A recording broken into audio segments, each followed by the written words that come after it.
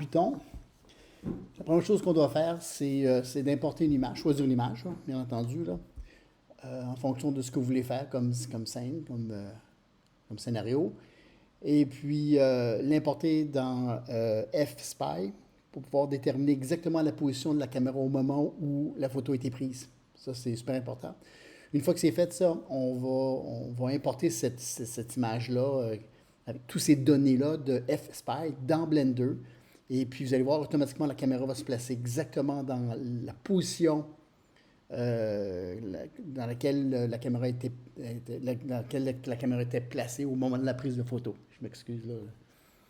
Alors, j'ai des images. Je suis allé autour du quartier chez moi, là, puis prendre des photos de ruelles. J'ai trouvé intéressantes les ruelles là, parce que on a des horizontales, des verticales intéressantes, plus faciles à faire. Et puis aussi, ça peut jouer dans le macabre, là. Regardez cette photo-là ici. Là. On peut mettre des personnages ici à l'intérieur dans les fenêtres. Là. Ça peut être assez intéressant comme image. Euh, un cimetière tout près du chalet à Pierre, là, en Mauricie. Un cimetière que j'ai utilisé cette photo-là parce que je trouvais intéressante à cause des barrières en fer forgé là, à côté. Là. Et voilà, chaque barrière présente un défi. Là. J'aimerais ça mettre des éléments en arrière de cette barrière-là. Il va falloir que je la modélise. Là. C'est vraiment pas long à faire, puis ça peut devenir très intéressant. Encore le même cimetière. Il y a des verticales. Il y a des horizontales. Il n'y en a pas beaucoup. Il y en a deux ici. L'horizon, c'est ici. Là. Il y a une horizontale ici. Là. Mais cette horizontale-là, on ne l'utiliserait pas. Là. On va utiliser vraiment là, les X ici pour cette photo-là. Puis probablement, euh, ouais, les Y là, pour le long des pierres tombales. Quoi que ça va. Je pense que c'est un peu plus difficile cette photo-là à prendre. Celle-ci, c'est tout un défi, là. C'est assez macabre d'ailleurs comme image. Celle-ci, c'est vraiment intéressant. Moi, je vois très bien là, quelqu'un puisse modéliser un trou, là, puis que, bon, il y a une bébête qui sort de ce trou-là. Encore là, une photo intéressante. En tout cas, pour le village de Saint-Élie, de Claxton, l'église. Bon, alors moi, j'ai utilisé cette photo-là. Je trouve ça intéressante. Alors, sans plus tarder, je vais ouvrir F-Spy, puis tout simplement, je vais glisser la photo par-dessus la fenêtre. Voici. Alors, en gros, si j'enlève le dim image ici, là, comme ça, on peut plus voir l'image. Je regarde mon affaire, puis je l'analyse. Je dis, maudit, OK, qu'est-ce que j'ai comme information là-dedans? Quel genre d'information qui va pouvoir être pertinente, là? Voyez-vous, je vois très bien que l'axe des X ici, là, qui est représenté par le petit filet rouge, là, je suis capable d'aller chercher ça assez facilement. Assez facilement. Alors, j'en ai deux à placer. Puis, bon, je vais aller à peu près comme ça. Je vais les ajuster après.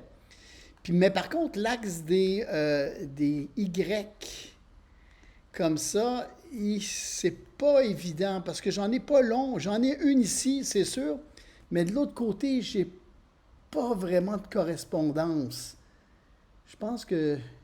Ah, peut-être. Ah, regardez ici, là, je suis pas sûr que j'y suis. Quoique ma flèche comme ça devient assez. Ouais, on pourrait peut-être faire ça comme ça. Alors, l'important, c'est d'y aller vraiment. Tu sais, chaque ligne doit être du côté opposé l'une à l'autre. Alors, puis là, pour installer, pour bien placer mon affaire, là, j'appuie sur majuscule, clic, puis j'ai une loupe qui va apparaître. Alors là, je vais pouvoir placer mon élément ici. Ici, je vais encore majuscule, clic, vérifier, voir où est-ce que je suis. OK, c'est à peu près là. Ça, c'en est une. Euh, Ici, je vais y aller avec la ligne qui est là, comme ça. Puis je vais aller au coin ici, comme ça. Alors là, je pense que je suis correct. Pour ce qui est des Y, je peux en mettre une ici, en mettre une là. Regardez, ça fait disparaître mon affaire si je bouge trop. Dans ce coin-ci, je peux en mettre une là. Puis la dernière que je pourrais mettre, c'est ici à peu près. Et puis voilà, j'ai pris mes mesures. J'aurais pu y aller avec l'axe des Z, c'est-à-dire pour y aller avec l'axe des Z, j'aurais pu tout simplement demander au logiciel de remplacer le X ou le Y par le Z, comme ça.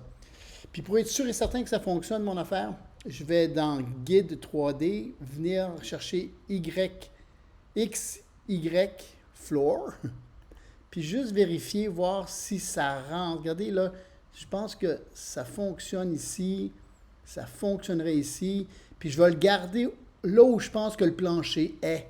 Alors, je vais le mettre à peu près ici.